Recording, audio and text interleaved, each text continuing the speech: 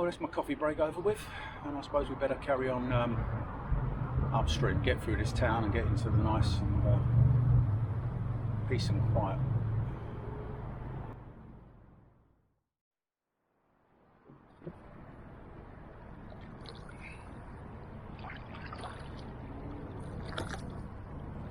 Okay, onwards upstream.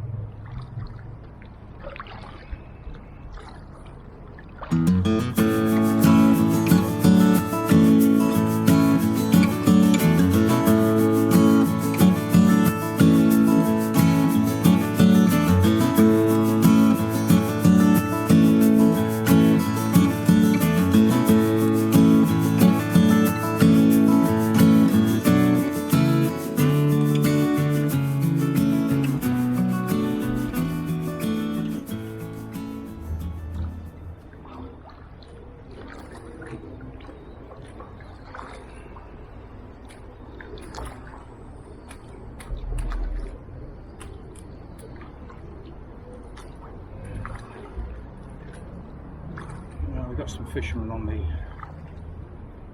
right hand side bank, so where I'd normally go through the right hand arch, I think I'll go through the middle.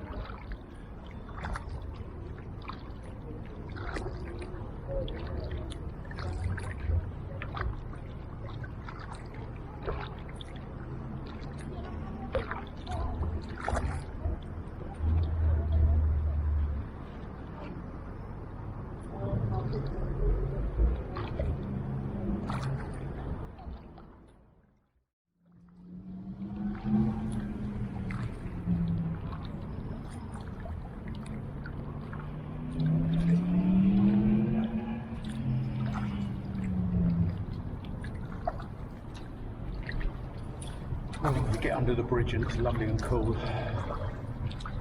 I'm definitely going to have to get some sunscreen on these legs. I did put some on before I come out, but they're milk bottle white and they're roasting at the moment.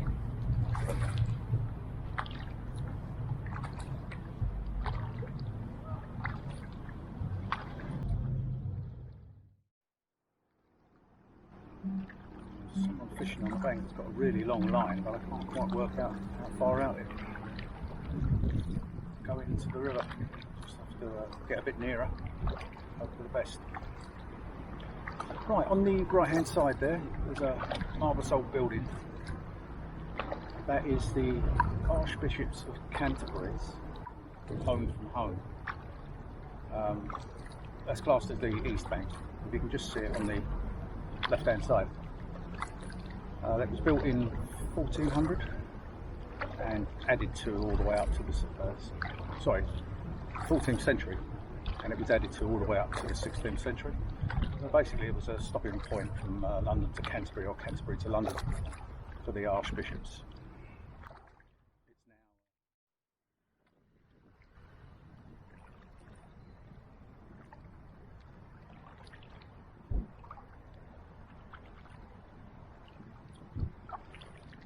Oh, there's the Archbishop's Palace. It's now predominantly a wedding venue. Again, I've never seen this from this angle other than on YouTube videos. So nice to be out here and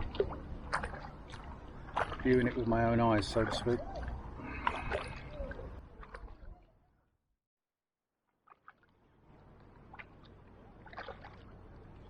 Well, hopefully in 5 minutes or so I'll leave the noise of the main town behind. Get out into the sticks.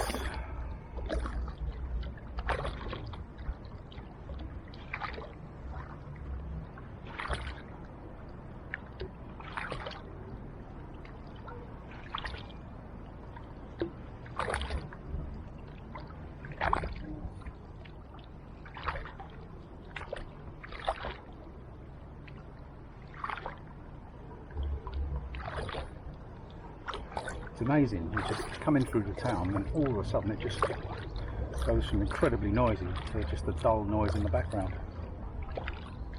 This is a beautiful stretch of river.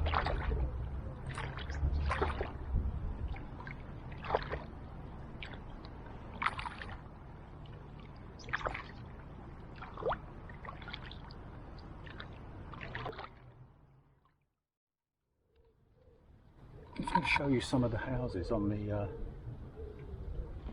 left hand side. The trees, the weeping willows. There's a boathouse there,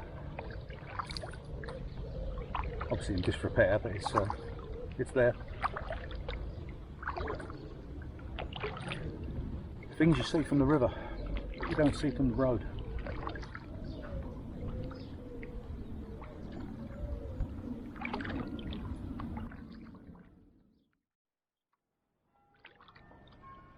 Well, I can still see shops on the right hand side through the trees, so they're just on the outskirts of the main town now.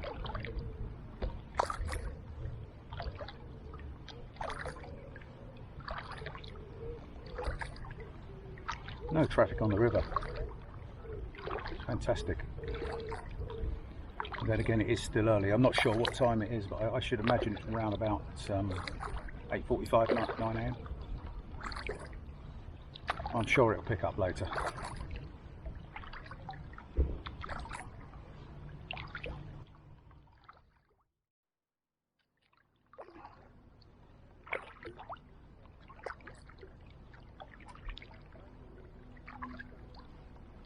Just having a nice gentle paddle so I can get as steady, smooth footage as I can.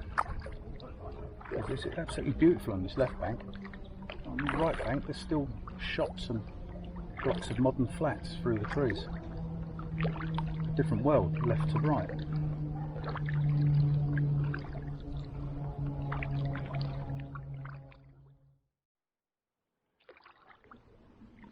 You're paddling along and there's still signs of the main town. You look up ahead, there's lots of new development in Maidstone. I know Maidstone town quite well through my work. I'm a civil gas engineer, a lot of work around this area, but I just don't recognise it from the water. Not a bad thing.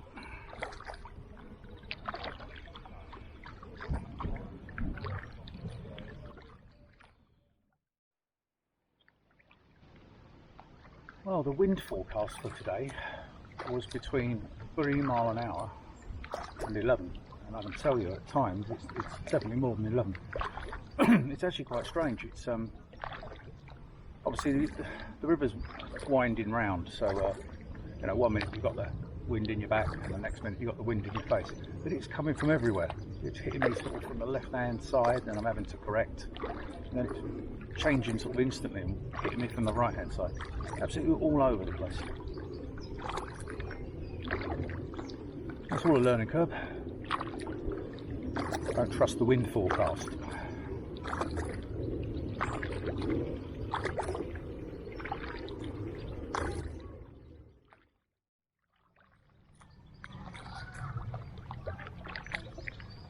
Well, I'm back home in Scotland next month, or about four weeks, and I want to get out on a couple of locks up there. I definitely want to get out on the paddle on Loch Lubnig, which is one of my favourite go-to spots. I do travel up a lot. I actually come from Scotland. I go up to visit family and friends. And another one is Loch Ard, which is apparently much smaller, but yeah, I just fancy doing them. The only thing I am debating is which kayak to take. I don't think I could take both. Take this one or the Ituit. If I've got room, I'll just put them both in. There's 3 of us going, and there's myself and my 2 sons. So it would obviously be an advantage to take both. But it'll be interesting to see how they both handle on a lock. Obviously it depends on the weather conditions. But, I'm looking forward to it. I'm just hoping I get a window where I can get out. At least, you know, 1 session on each of those locks. If the weather's that nice, maybe Vinegar. But we'll see. That's 4 or 5 weeks away. As I said earlier, the weather's not been great lately. It's been so inconsistent. We've really not had a summer as yet, so we're due sort of a little spell Good weather. Another tree down. Not cleared away. Another hidden fisherman.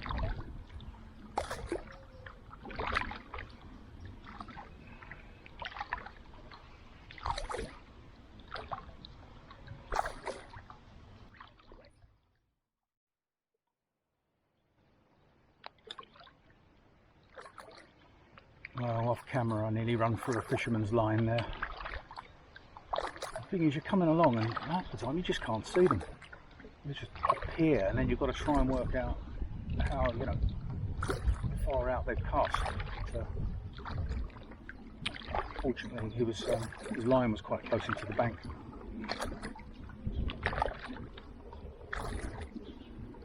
It's getting semi-rural now. No road noise. There's still houses through the trees on the right hand side. So yeah, this is more like it. This is what I like.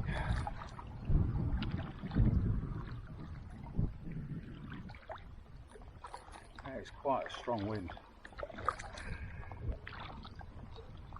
Not expected today.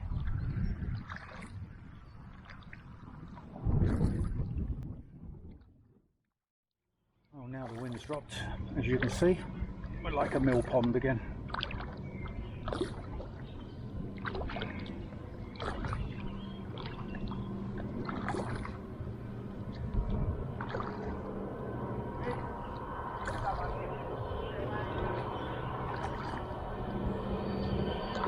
Not sure what that is coming up behind me. Soon find out. Oh, it's the trains.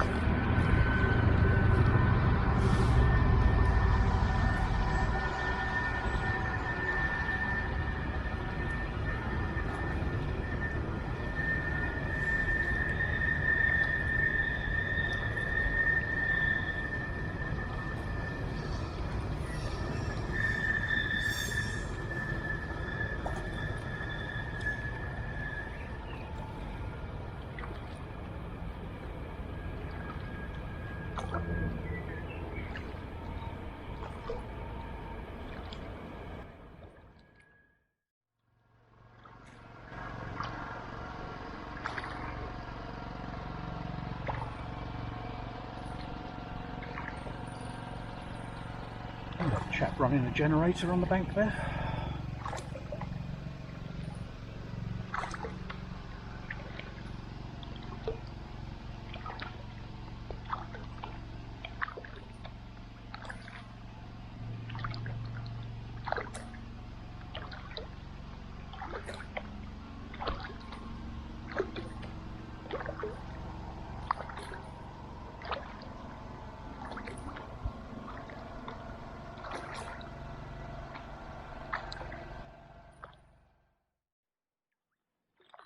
Well, we're well out of town now. No road noise at all. And this is how I like it.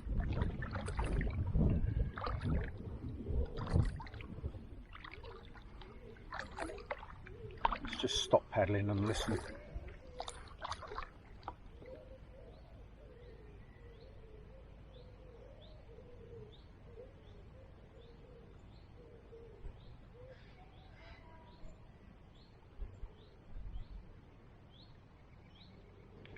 That's lovely.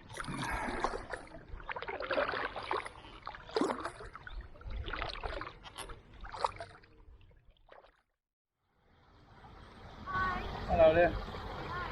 Heard you coming. Hello, what are you doing? What you got? Oh, fishing net.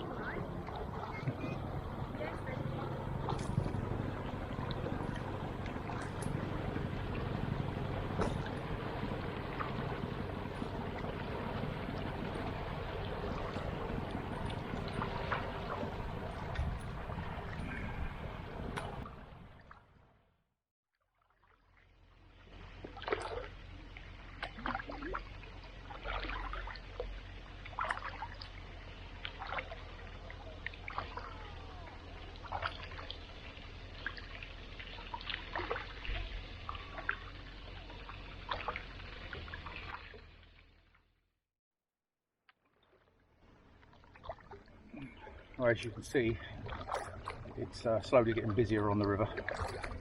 Again, that's why I get out so early, because I get it to myself for a while, you know, and then it picks up. Normally end up with loads of crafts on the way back. Everybody's awake, taking advantage of the nice weather now.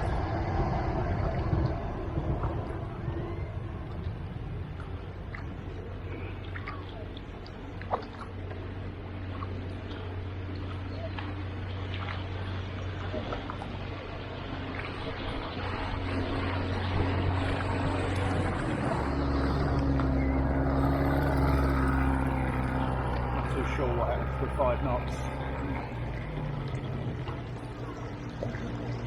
Right. Yeah, it's cracking, isn't it?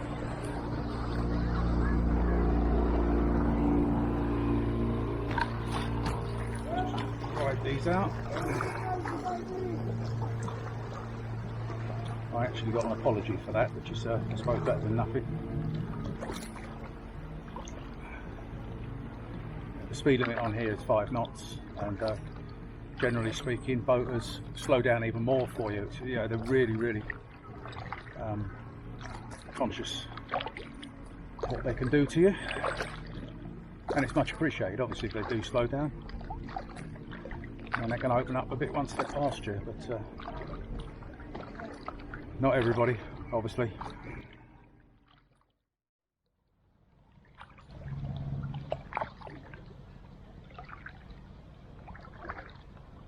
We're actually in East Farleigh now. I'm shortly approaching the weir on East Farleigh Bridge. I'm going to get out, have a little rest, cup of coffee, change the skeg for the smaller one, adjust the seat, and try my luck on the way back, and see how long it's taken me to get here. It's a nice paddle. And this actually, for me, I've been doing this Medway Trail since last June, on and off. I've paddled several sections loads of times and not got round to this bit, and this is the last bit. This is the last 4.5 miles, obviously 9 miles round trip, but it's my last section. I'll still come out on the Medway a lot because it's a local river, and the furthest point is 22 miles from me. It only takes me half hour to get to, so it's handy just to get out on. But I've got plans for the river store within the next month, a section of that, Grove Ferry to Fordwich and back, that's tidal. And then, as I mentioned earlier, I've got my Scotland trip, and then I'll sort of work it out from there, because we'll be getting into autumn. It's best time to paddle. Love autumn. It's just the colours and the trees, and just unbelievable.